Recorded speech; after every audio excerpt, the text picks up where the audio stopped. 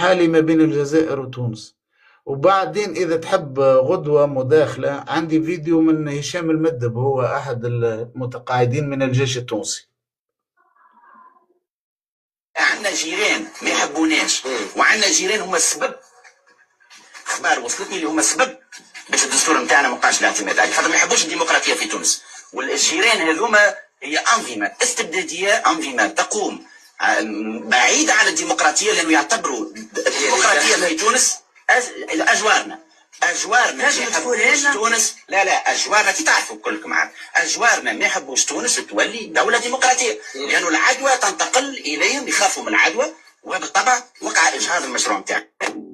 طيب الزعيم شوف، انا غادي نكون موضوعيه الى ابعد حد في هذا النوع من المواضيع. الاراء تاع الصحفيين ولا اراء تاع ولا واحد عندنا اعتراف عنا بالنسبه، انا ما كنتش حاضر. نهضر نحب نفسر لك.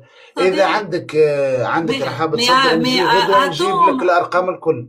يا استاذ ارجوك يعني خليني نهضر باش نكون صريحه معك. انا ماشي منافقه، ولا انا انسانه موضوعيه في هذا النوع من المواضيع.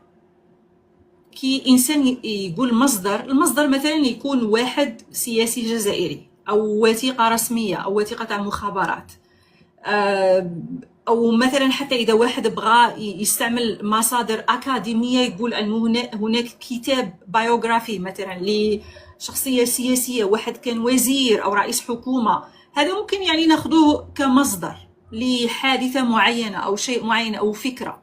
لكن معارض هدر ولا صحفي مد رأي ولا انسان مد تحليل، هذه ماهيش اراء، هذه ماهيش مصادر، هذه تعتبر اراء.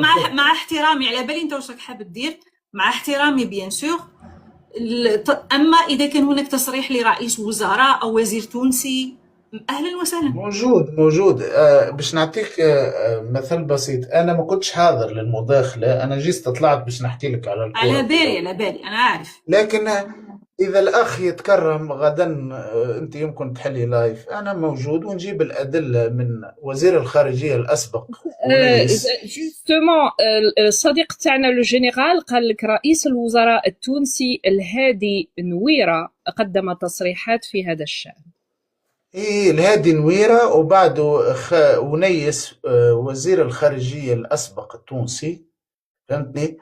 وعندنا زاد هشام المدب اللي هو متواجد في الأراضي التونسية، وهو كادر من كوادر الجيش التونسي، متقاعد. معنا تصريحات كادر في الجيش التونسي ما نتصورهاش تكون ماهيش اوفيسيال. لا طبعا هذه